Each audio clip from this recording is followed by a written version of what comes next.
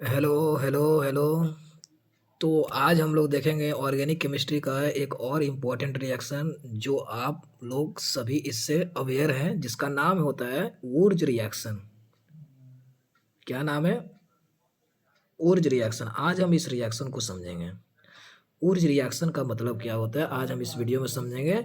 Video को start करने से पहले सभी से यही रिक्वेस्ट है कि चैनल को सब्सक्राइब कर लीजिए हर एक नोटिफिकेशन के लिए। और इस चैनल पर आपको जो टीच कर रहा है वो उसका नाम है professor Rohit, CSAR net qualified, MSc in chemistry. तो चैनल को सब्सक्राइब कर लीजिए। ऑर्गेनिक केमिस्ट्री अभी चल रहा है।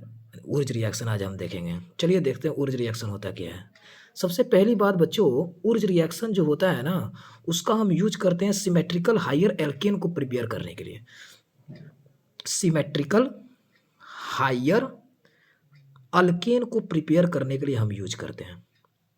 ठीक है, सिमेट्रिकल होना चाहिए और हायर एल्केन को प्रिपेयर करने के लिए हम यूज करते हैं।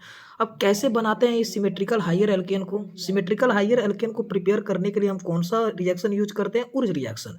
जब भी सिमेट्रिकल हायर एल्केन तुमको चाहिए ना, तो सबसे पहले तुम कौन सा रिएक्शन लोगे? Wurtz reaction. तो आइए हम देखते हैं सिमेट्रिकल हायर एल्केन बनता कैसे है। चलिए नेक्स्ट स्लाइड पर देखते हैं। सिमेट्रिकल हायर एल्केन हमें फॉर्म करना है, तो इसके लिए हम अल्काइल हैलाइड का रिएक्शन सोडियम ड्राई ईथर के साथ करवाते हैं। आप सभी को मालूम है अल्काइल हैलाइड RX होता है।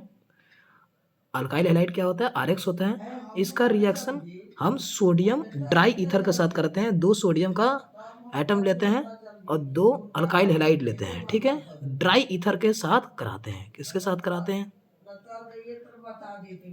ड्राई ईथर के साथ हम कराते हैं। अल्काइल हैलाइड का रिएक्शन सोडियम ड्राई ईथर के साथ कराएंगे तो हमें बनेगा, देखो यहाँ पर कितने अल्काइल हैलाइड में कितना R ग्रुप है? 2। तो यहाँ पर 2 R ग्रुप यहाँ पर आकर जुड़ जाएगा। मतलब R ग्रुप क्या हो रहा है? आपस में जुड़ जा रहा है। मतलब R और प्लस यहाँ पर 2Na के साथ कौन चल जाएगा? X halogen group. कितना हैलोजन ग्रुप? 2X। तो यहाँ पर हो जाएगा 2NaX। तो 2NaX यहाँ फॉर्म हुआ। तो देखो बच्चों यहाँ पर RR फॉर्म हुआ है। ये RR क्या है? ये RR जो है यहाँ पर यहाँ से फॉर्म हुआ है। 2RX लिए हैं, 2Na लिए हैं, तो 2 यहाँ पर अल्काइल ग्रुप यहाँ पर जुड़ गया। मतलब यहाँ पर एक तरह से कपलिंग हो रहा है। क्या हो रहा है?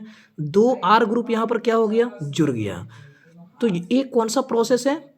ऊर्ज रिएक्शन का ये प्रोसेस है। अल्काइल हैलाइड RX का रिएक्शन हम किसके साथ कराते हैं? सोडियम Na और ड्राई ईथर। बच्चों यहाँ पर बहुत इंपॉर्टेंट होता है ड्राई ईथर। समझाते हैं ड्राई ईथर क्या होता है।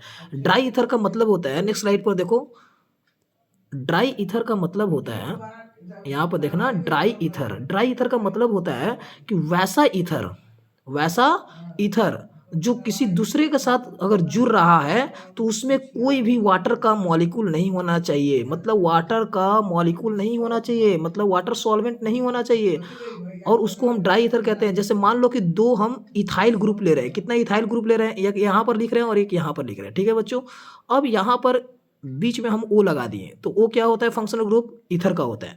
तो बताओ ये डाई इथाइल ईथर बनेगा कि नहीं बना? डाई इथाइल ईथर कहते हैं कि नहीं कहते हैं इसको? अब ये जो डाई इथाइल ईथर है ना, ये क्या है? यहाँ पर इसमें कोई भी वाटर का मॉलिक्यूल नहीं है, तो ये होगा ड्राई ईथर। कौन सा ईथर होगा बच्चों? Dry ether. ड्राई ईथर का मतलब समझ में आया? जो सूखा हुआ हो, जिसमें कोई भी सॉल्वेंट नहीं हो, वाटर के मॉलिक्यूल नहीं हो, उसको ड्राई ईथर कहते हैं।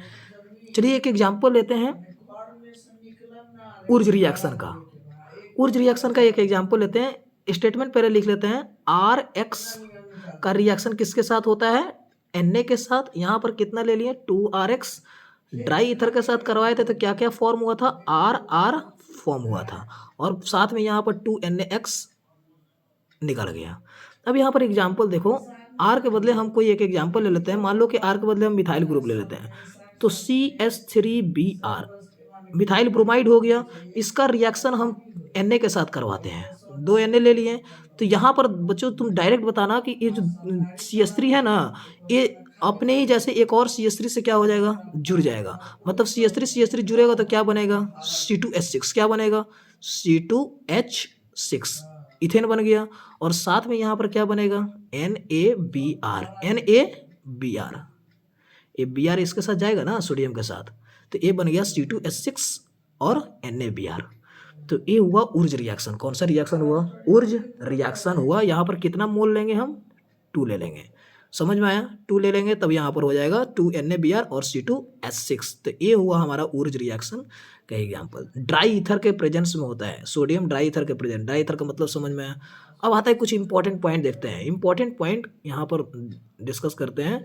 ऊर्ज रिएक्शन के लिए कौन कौन सा इंपॉर्टेंट पॉइंट है? सबसे पहली बच्चों कि यहाँ पर हम इवन नंबर वाला carbon atom alkane, even number वाला कार्बन एटम वाला एल्केन हम बना सकते हैं। इवन नंबर होना बहुत इंपॉर्टेंट है।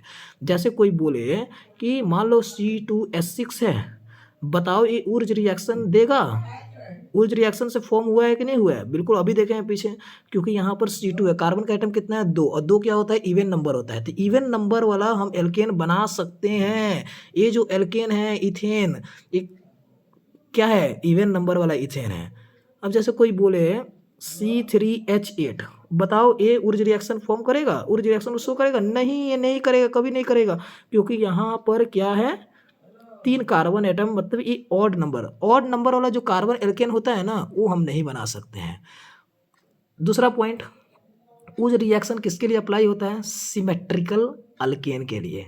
सिमेट्रिकल अल्केन अगर अनसिमेट्रिकल होगा ना तो वो प्योर फॉर्म में हम ऑब्टेन नहीं कर सकते। थर्ड पॉइंट ये होगा कि एरोमेटिक हैलाइड जो होता है ना, एरोमेटिक हैलाइड, वो हम यहाँ से फॉर्म नहीं कर सकते हैं। एरोमेटिक हैलाइड कभी भी नहीं बना सकते हैं। किसके लिए?